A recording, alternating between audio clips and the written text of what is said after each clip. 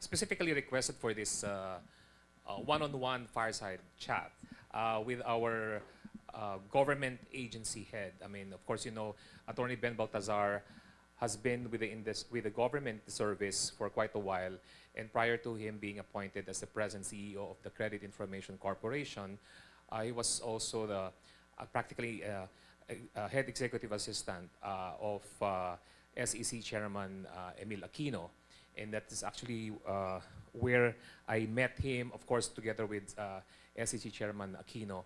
So I just would like to frame this discussion as regards, I think this would be some of the edgy, I would like to make it edgy in a way to make sure that for some of those potential questions that you might be asking or that you would want to ask from a government regulator, specifically on the developments pertaining to digital lending, right? Of course, what we know now is how we are now being able to scale the growth of digital lending, of course, with the aid of emerging technologies such as AI, ML, etc., plus, of course, having to have that capability of accessing reliable data, specifically on credit score. So I just would like to ask Attorney Ben here, what are the current, what are the changes or dramatic changes that we've seen thus far from the time that even before the CIC was created? What has been the major contribution or major impact of CIC in the development and growth of digital lending in the Philippines? Okay, thanks for that, Lito. And before I answer, I want to thank, of course, Pennant and Fintech Alliance for extending the invitation to the Credit Information Corporation. Admittedly, and for future reference, I am normally very busy this time of the month because of committee and board meetings, but I made an exception this time to make sure that we participate because I do have something to share in terms of the pivot of CIC strategy, which is going to be very important for the industry. But going back to Lito's question, right now, we've already produced for 2024, by mid-year, 3.1 credit reports. And the primary users of these credit reports are actually online lenders. I think the BPI representative earlier made perhaps the best point in terms of what is valued right now in terms of lending, and that is speed. So when you query the CIC data, it allows you to make faster than light decisions when it comes to online loan applications. And there's really no reason why online lenders should be the only players in this space, because the availability of CIC data should be the same for everyone. So whether you connect through the bureau or directly through us, you will get the same turnaround time. So right now, it's really just a challenge of increasing awareness amongst lenders on, first, that they need to contribute to data, which is a topic on data availability. But second, you need to access the data as well, not just to recoup your compliance costs, but to make better data-driven decisions for your loan operations. So the biggest impact right now is that CIC is powering all of these major online loans, and we hope to cascade that kind of speed and efficiency and accuracy to the rest of, let's say, the non-online lenders as well. Yeah, well, corollary to that, Attorney Ben, I think what we have seen has been the tremendous growth. I mean, of course, the impact of CIC and other enabling regulations that would really propel industry players to greater heights. But I think what would be the intervention of government, say, for example, on the emerging problem right now, while the government has been promoting access to responsive and reliable access to credit, while Filipinos now would have the ease of having to apply for loans with any online lending apps. So I think for typical Filipinos, di ba yung suntok sa buwan, di ba? So we'll apply with multiple online lending apps, and we'll just wait until such time that any of this, say I applied with 10 online lending apps, and this 10 would would reply to me, congratulations, you have been approved, blah, blah, blah, etc. But the thing is now, that particular borrower has practically said yes to all of the 10. And that now has a major concern as to over-leveraging or overexposure and making that borrower now incapable of paying the monthly, the amortization, regardless whether it be daily, weekly, or bi-monthly, whatever. And now comes the other issue on as regards the unethical collection practices, right? So, has there been any intervention from government as regards having to prevent or address those pain points? Because again, government has been successful in having to provide access to credit, but how do we now ensure that government would also protect both the lenders or the credit providers and, of course, borrowers from this excessive, practice of having to be over-leveraged?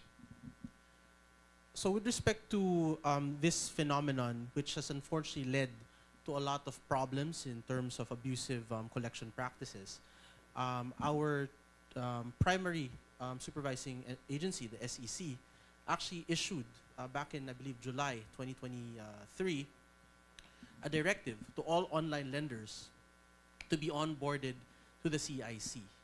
Now, why is this important? Because we noticed that some of these lenders have resorted to what effectively is a shotgun approach in terms of trying to get market share. So they will just blast, whether through SMS or through online, these offers, to lend. And of course, the borrower, none the wiser, will just take them up on that offer. So this indiscriminate offering and approval of loans creates this environment wherein adverse-seeking behavior is encouraged. And the problem with that is that these borrowers, who in the first place should not have been granted these loans, now these entities are reporting further obligations or liabilities or exposures for these borrowers. So to cut that cycle, and as unfortunate as it is to say, a high-quality, data-driven decision in those cases is not to grant a loan if pulling a CIC record shows that they're over-leveraged. So in that situation, certain interventions might be necessary, whether it's loan restructuring, or they can avail of, let's say, grants from, let's say, government agencies that extend loan assistance. But definitely, what we shouldn't be doing is lending to them and overexposing them. In fact, in other countries, this is actually illegal, because you're going to put that person in essentially a death spiral in terms of their financial situation. So the great thing about credit reporting is that it addresses the asymmetrical information between borrowers and lenders, but it also motivates everyone to act responsibly. For a lender, if you see somebody is overexposed, then why bother lending to them, right? I mean, they have 10 loans already. Do you think that lending to them will increase your ability to collect? Probably not.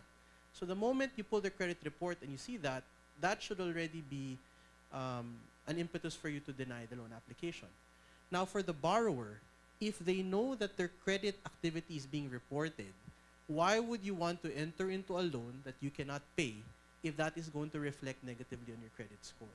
So the goal of a well-functioning credit information system is to get both lenders and borrowers to act responsibly, because there is an impartial and objective record as to their behavior. Yes, I think this is also one thing that's why both Fintech Alliance and, of course, our government partners have coalesced in this particular regard.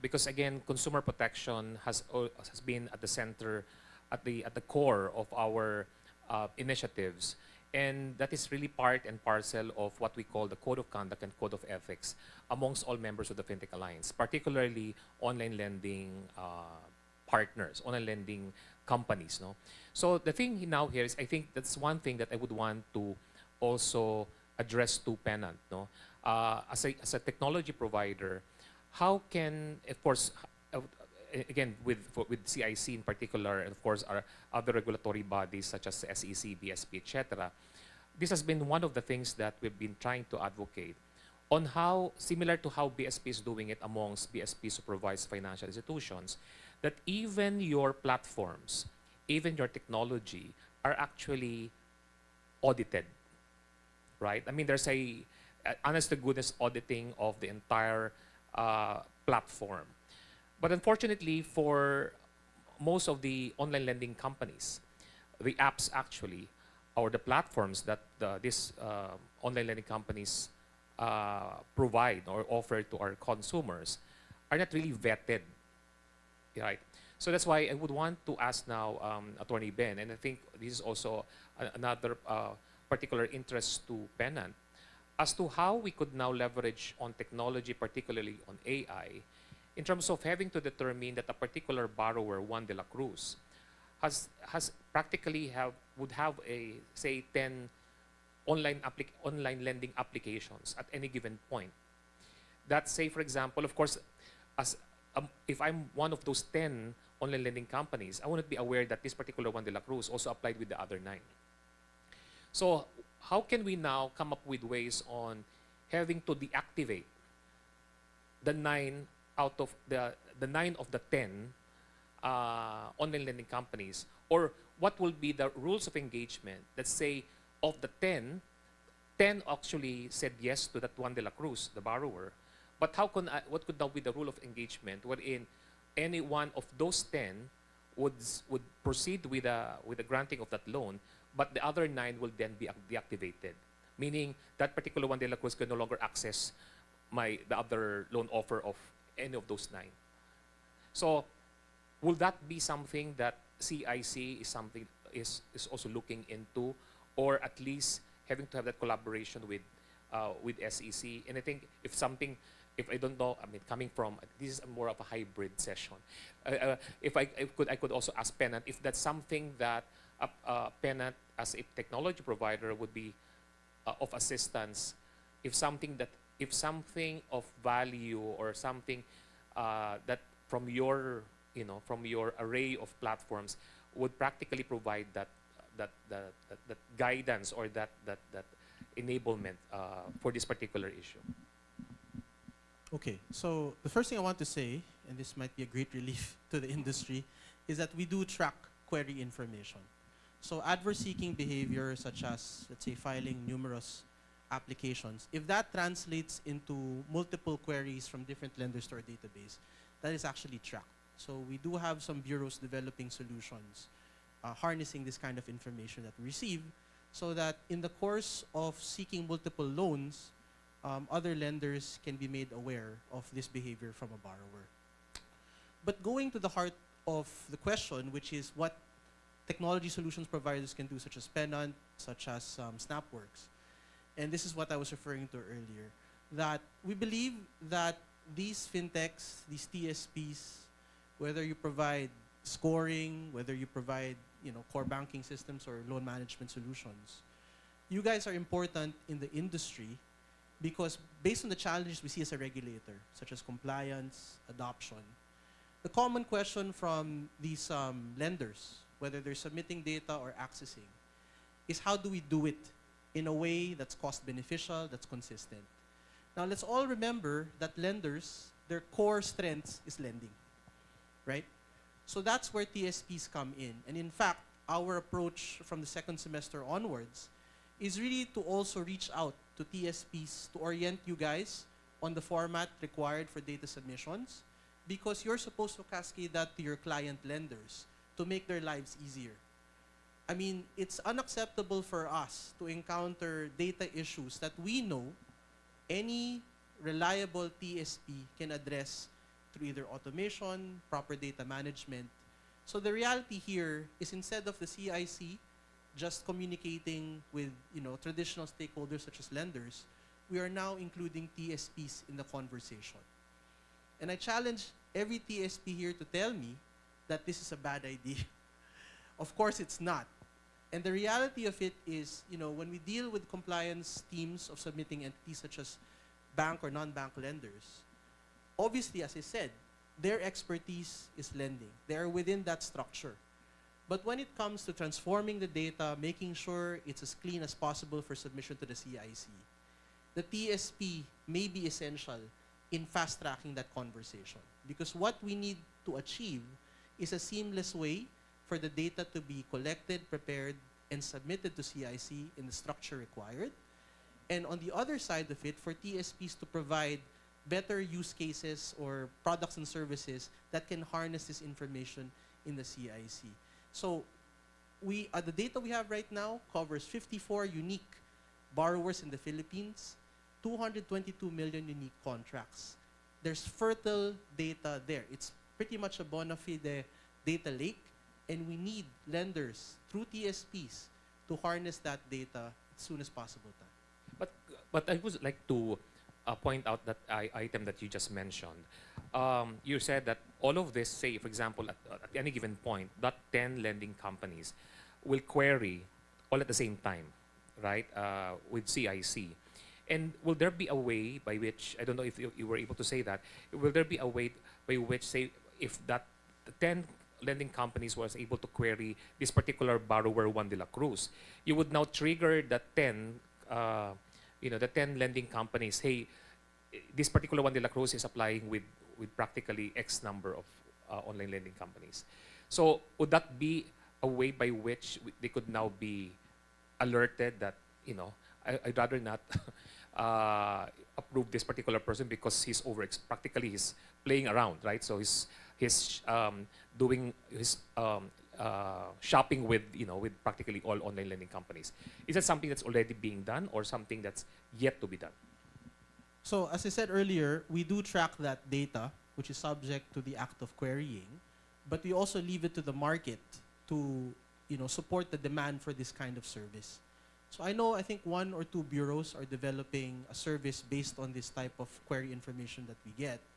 But typically, the response I get from the bureaus is they don't know who's interested. So it's very important for the industry to coordinate closely with the TSPs. Tell them what you need, tell them what you want, so that they can deliver products and services that harness CIC data to suit your needs. So if this query information is something that the market really craves for, that at the point of query, you need to know if a borrower is seeking multiple loan applications with different lenders, then the solution can be built because the data is there.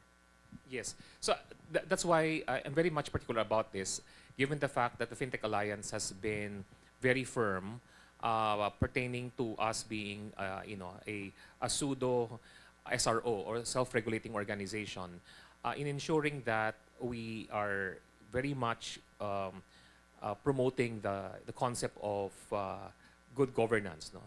That's why we even have a committee on techno-ethics, or in terms of having to have that governance, and ensuring that all members of the Fintech Alliance would be properly be guided about it. So in fact, if Fintech Alliance was able to, I don't know if it's something that we need to be proud about, we were able to expel 3 members already. Due to gross violation of Data Privacy Act, and of course violation of the Code of Conduct and Code of Ethics. So that's why we have that great collaboration with SEC, NPC, BSP, including AMLC, and of course CIC and DICT. But the thing here is, I think if that is something that we can really push as an industry to safeguard both, not just the consumers or the borrowers, but also to safeguard the welfare of our lenders, right?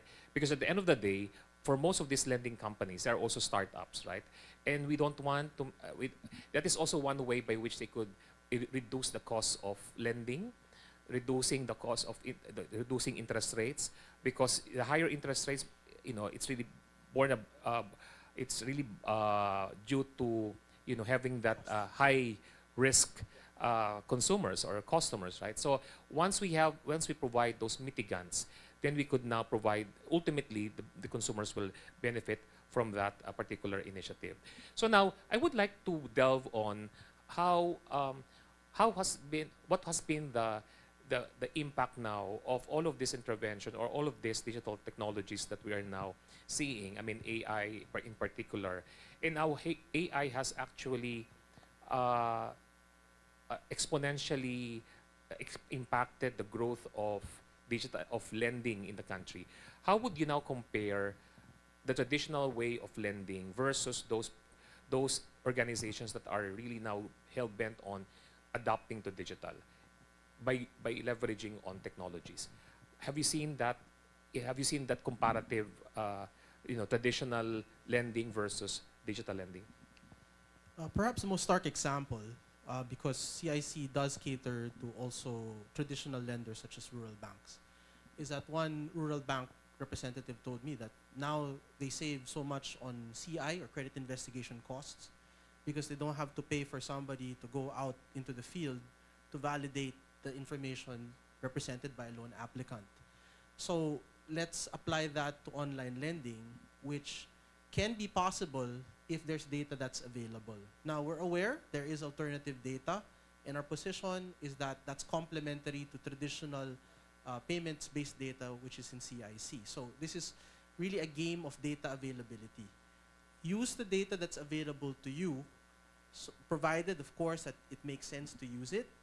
And then once you extend the loan to them, now they have a traditional payment information that can be reported to CIC, that can be now your source for onward credit decision making. So the main difference really now is definitely with the availability of CIC data, it's now faster to approve these loans. And a lot of businesses, such as, for example, BNPL, buy now, pay later. So that information is also reported to the CIC. That's not possible if the data is not available. You can't, put something in your cart, say I'm going to pay this on installment, and then you'll only find out if you bought that item 2 days after, when everyone has done traditional credit review. So this is a good example of how, because of the availability of credit information in the CIC, and it's of course available through A2A connections online through the bureaus, then these kinds of business models involving lending can actually be implemented properly. Okay, so that's really the main difference. We're enabling these kinds of lending applications precisely because of the availability of data online. Okay, but I think one of the things that we would want to surface here in this discussion is if whether CIC in particular or other government agencies have really leveraged or optimized the benefits of AI, specifically say CIC. How does CIC leverage on AI in terms of having to further optimize the use of credit scores? And of course, we know for a fact that that's been one of the major questions of most participants, wherein how do I provide scores for the unbanked and new to credit individuals, right? Because for most of the scores that we have in the traditional context would be those that are practically already banked, right? That's one. And number two is that one of the main pain points as well for most banks and other fintechs, especially those in the consumer lending business on auto and motorcycle, because lending is one thing, collection is another thing, and the collection part is the trickier part, right? And the collection side, specifically on vehicles, on motor vehicles, whether cars or even motorcycles, having to run after them, specifically having to trace whether how can I even retrieve those units, right? Because one of the pain points really is the whereabouts of that particular borrower, specifically that particular unit, right? So has there been any program or initiative by CIC really having to put your money where your mouth is in terms of having to put a budget, specifically having to engage a provider that would now enable CIC with AI capabilities? So our strategy when it comes to AI is, of course, the same strategy we have for all of our IT activities, which is to lean into our strengths.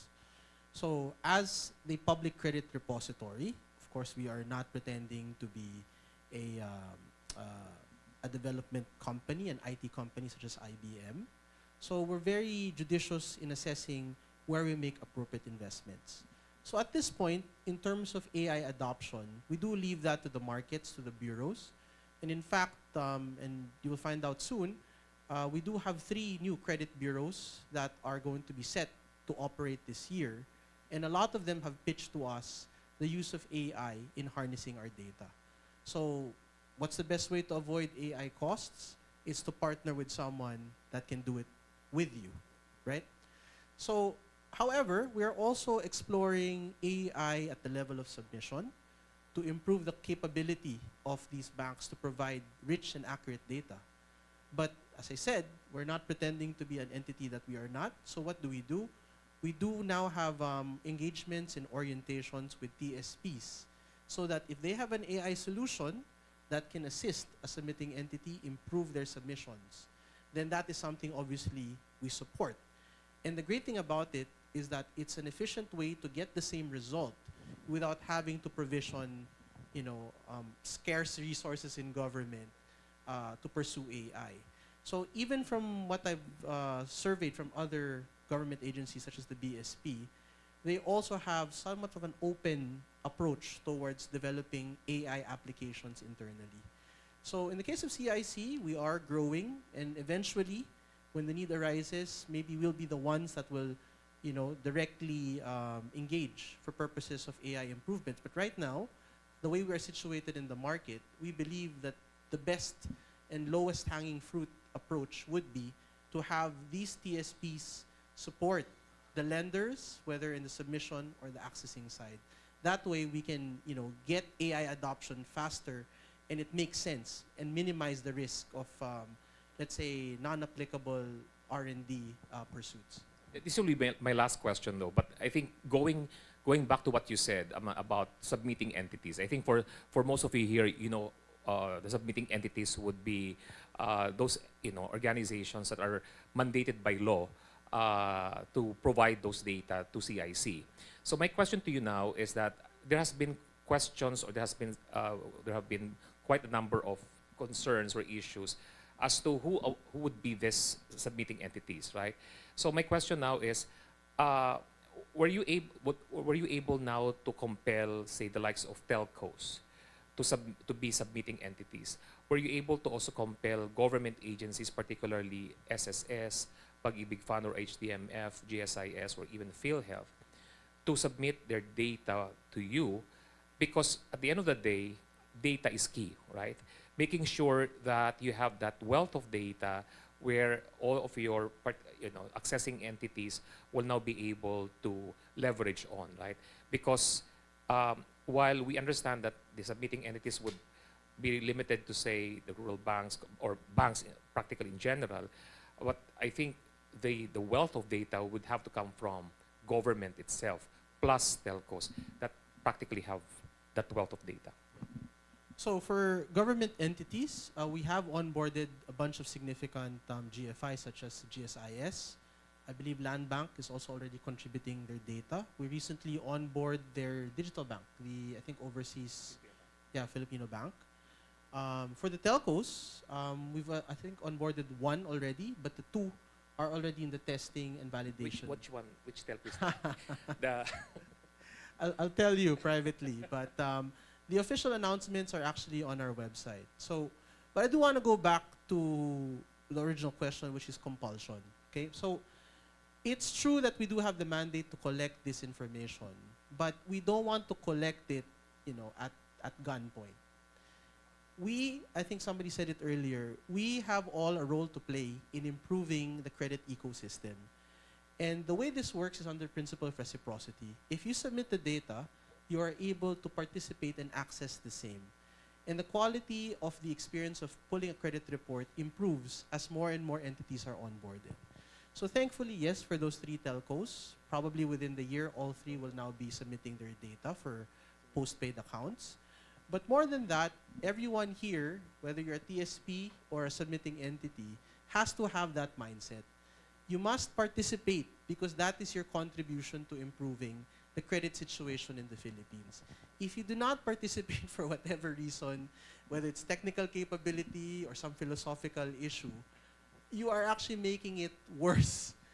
So I hope that at least as a takeaway, I want to say that by default, if you participate and contribute your data and you access it, you are by default already improving the credit industry in the Philippines. Thank you so much. I think we ran out of time, so thank you so much. And again, thank you to Attorney Ben Baltazar for, for being with us this afternoon. And again, thank you to Pennant for staging this event. Thank you so much and have a great day. Thank you. Thank you.